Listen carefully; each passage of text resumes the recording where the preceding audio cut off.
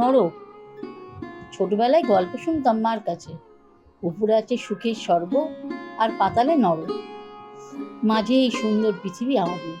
যারা পুণ্যবান তারা চলে যায় স্বর্গে, আর পাপী আর অনাচারী ঠাঁই হতো নরকে। আমাদের বোধহয় আলাদা নরকের আর দরকার নেই। পৃথিবী অধিকার করেছে নরকের জায়গা। কোনো একদিন পৃথিবী জুড়ে থাকতো অপার ভালোবাসা। মানুষ স্বপ্ন দেখত প্রেম ভরা নতুন জীবনে। মেহনত আর ঘামের পরিবর্তে উপার্জনের টাকা চালাতো পরিবার আর নিজের সুখী জীবন। খারাপ মানুষও ছিল চারিদিক জুড়ে, তবে তাদের অশুভ ইচ্ছা প্রতিহত হতো ঋজু মানুষের কাছে। ক্রমশ বদলে গেল পৃথিবীর চরিত্র।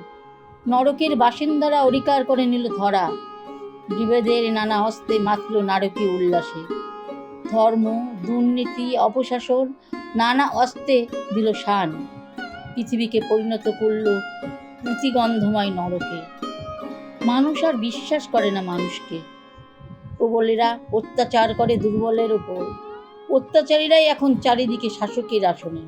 মানুষের মূল্য আজ মূল্যহীন শাসকের কাছে। ধর্মকে বিক্রি করে শাসকেরা নিজের স্বার্থে ক্ষমতা আর অর্থের লালসায় সাপোত তারা। তীক্ষ্ণ নখরে ছিঁড়ে খুঁড়ে খায় জনতার জীবন। অন্ধ ধর্মের ডাকে হত্যা করে নিরীহ মানুষকে। নরকের এই বিভৎসতায় নবতম উদাহরণ কাশ্মীর। শেষ হয়ে গেল কিছু দুর্বল মানুষ তাদের হিন্দুত্বের জন্য।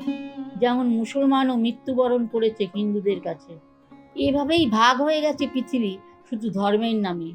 ক্ষমতা অধিকারের জন্য চতুর্দিকে হত্যার মিছিল। যুদ্ধবাদ শাসকেরা নারকীয় উল্লাসে উন্মত্ত। পৃথিবীর ইজারাটা চলে গেছে ওদের হাতে।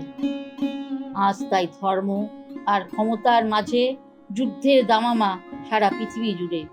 বাতাস এখন প্রতিগন্ধময়, নোংরা, ভীষণ কষ্ট হয় শ্বাস নিতে এই বাতাসে। এ কোন নরক রেখে যাচ্ছি আমরা আমাদের ভবিষ্যৎ প্রজন্মের জন্য? ভালো লাগলে আমাদের এই চ্যানেলটি লাইক করুন ও সাবস্ক্রাইব করুন।